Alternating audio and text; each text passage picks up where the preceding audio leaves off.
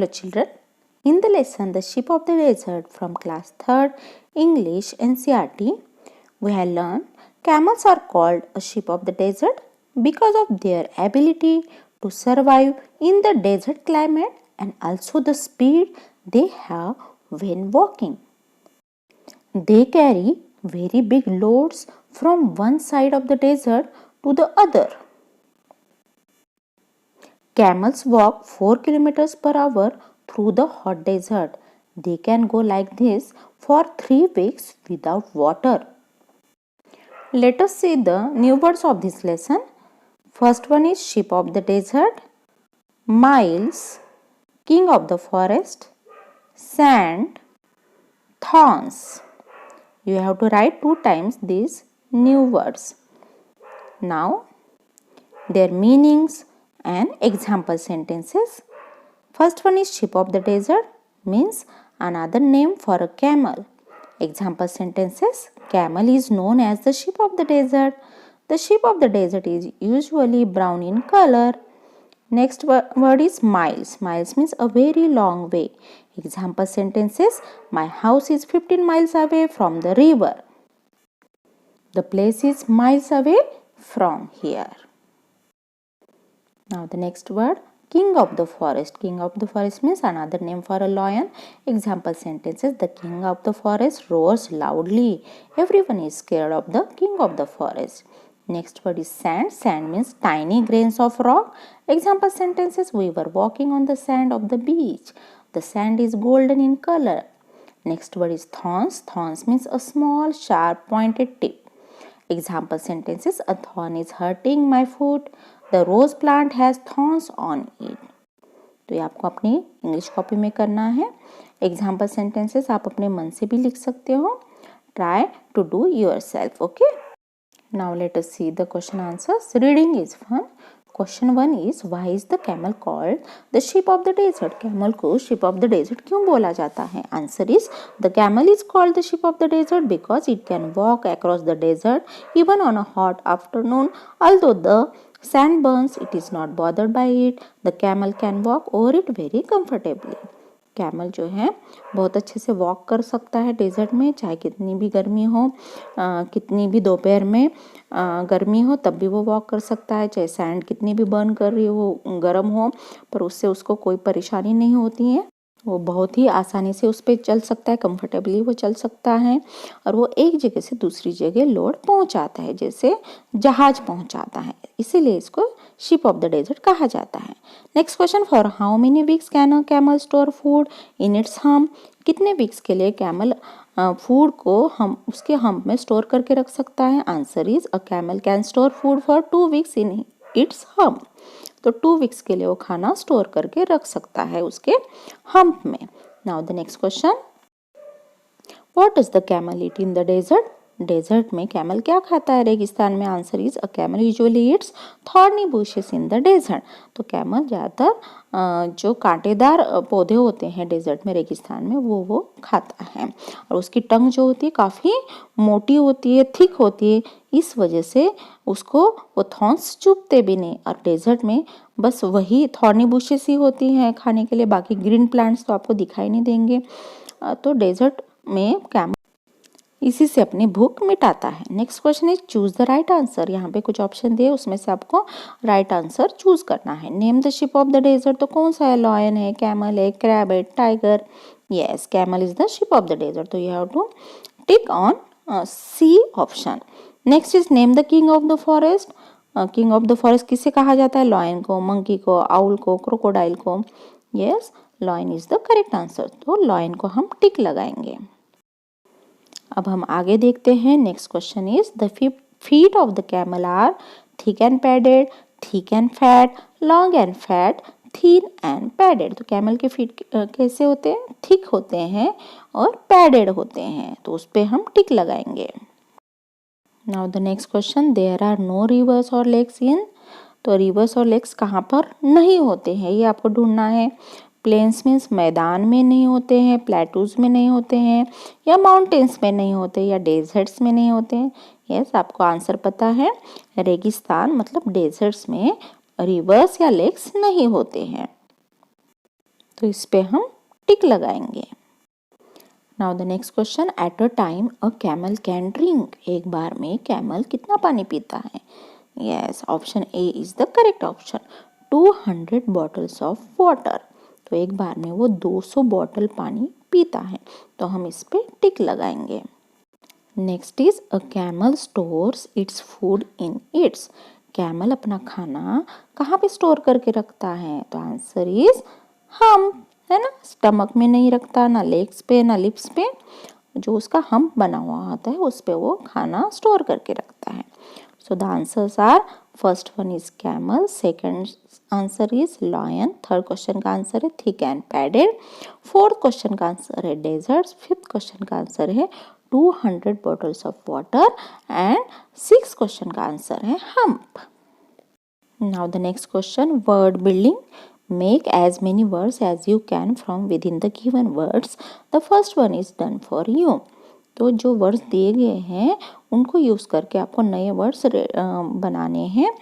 एक एग्जांपल इन्होंने दिया है, जैसे रोरिंग वर्ड दिया हुआ है तो उससे 3 वर्ड्स बने हैं। देखिए यहाँ पे IN in, RAN ran, ROAR roar. तो ऐसे ही बाकी के वर्ड्स से आपको नए वर्ड्स बनाने हैं। अब नेक्स्ट इज फ्रॉनिंग। अब फ्रॉनिंग से आप क्या बनाओगे? FROWN frown, OWN own, WING wing. उसके बाद है ब्लिंकिंग। ब्लिंकिंग से बनेगा ब्लिंक, BLIN के ब्लिंक, LIN के link, KING king. Next is wonderingly, उससे बनेगा wonder, wrong, ring, WRONG wrong, RING ring. तो इस तरह से आपको नए वर्ड्स बनाने हैं गिवन वर्ड को यूज करके। Next question is match the pictures with the words given below. आपको पिक्चर से मैच करना है। कुछ वर्ड्स दिए गए हैं जैसे tusk, beak, mane, whiskers, hoof, feet, fin, paw. तो देखिए पिक्चर्स दी गई है, इन्हीं से आपको मैच करना है। तो सबसे पहले क्या आंसर आएगा? फर्स्ट वन इज लॉयंस माने, second is feet, third is hoof, fourth is beak, fifth is feet, sixth is whiskers, seventh is fin and eighth is tusk। तो आपको ये कंप्लीट करना है, पिक्चर से वर्ड्स को मैच करना है। Now the next question, look at the goats in the pictures and right about them. तो पिक्चर दिया गया है, उनको ऑब्जर्व करना है और उनके बारे में आपको खुद लिखना है। तो ये आपको दिए गए पिक्चर्स को देखना है, उनको अच्छे से ऑब्जर्व करना है और ये स्टोरी आपको खुद लिखनी है। मैं एक एग्जाम्पल आंसर आपको दूंगी, बट ट्राई कीजिए कि आप खुद लिखें। अब यहाँ पे आंसर मैंने दिया हुआ है, देखिए फर्स्ट पिक्चर में हम लिखेंगे there were 2 goats walking on the same log of wood to cross the river। Second picture में मैं लिखूंगी they both wanted to cross the river at the same time but this was not possible as the log of the wood was not wide, they both started fighting with each other। Third picture में मैं लिखूंगी as a result both of them fell off from the bridge and went into the river। तो first picture में हमें दिखाई दे रहा है कि 2 गोट्स जो हैं जा रही है वॉक करते हुए और सेम एक ही लकड़ी पे से वो क्रॉस करना चाह रही है रिवर को। दूसरे पिक्चर में हमें दिखाई दे रहा है कि दोनों को क्रॉस करना है एक ही टाइम पे, पर ये पॉसिबल नहीं है क्योंकि वो जो लकड़ी का पीस है वो इतना वाइड नहीं है, चौड़ा नहीं है, तो दोनों लड़ने लगी हैं। फिर एट लास्ट में क्या हुआ, दोनों ही ब्रिज पे से गिर गई। कहाँ गिर गई? रिवर के अंदर। तो ये स्टोरी आपको खुद लिखनी है, ठीक है। Now the next is talk time. Question 1, read these words aloud paying attention to their spellings. यहाँ पे वर्ड्स दिए हुए हैं, स्पेलिंग अलग है पर उनका प्रोनाउंसिएशन सेम है। जैसे I, hour, our, WEE K week, WEA K weak, NEED need, KNEAD knead, IN in, INN inn, SEEC SEAC, NO no, KNOW know, HERE here, HEAR here, NOT not, KNOT not, EIGST 8, ATE 8, OF of, OFF of, TWO2, TOO2, BYE by, BY by. Now make sentences with each word. अब इन words को use करके आपको sentences बनाने हैं. जैसे अब आई को use करके मैंने बनाया है, I got my right eye check at the hospital. Our relatives are likely to arrive in an hour. My friend was feeling too weak and sick to attend school in a week. तो दोनों words को use करके हमने यहाँ पे sentences बनाए हैं. तो इसी तरह से आपको ये वर्ड्स जो हम प्रोनाउंस करते हैं तब सेम इनका साउंड आता है, पर इनकी स्पेलिंग्स और मीनिंग अलग अलग हैं. Next is need.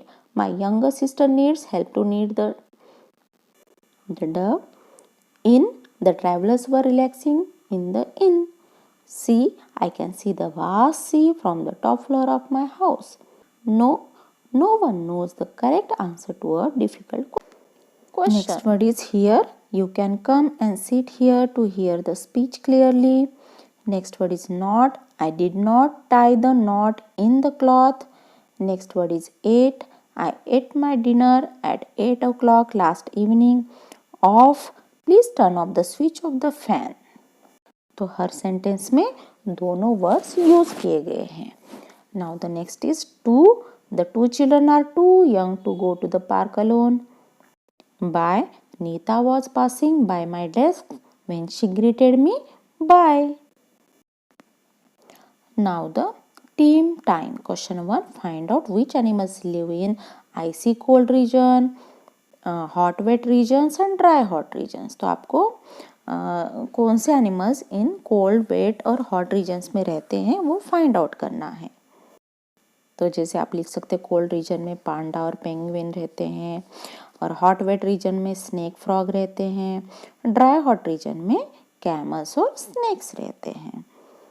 या आप इस तरह से भी आंसर लिख सकते हो. Animals living in icy cold regions include polar bear, penguins, arctic fox, snow leopard, etc.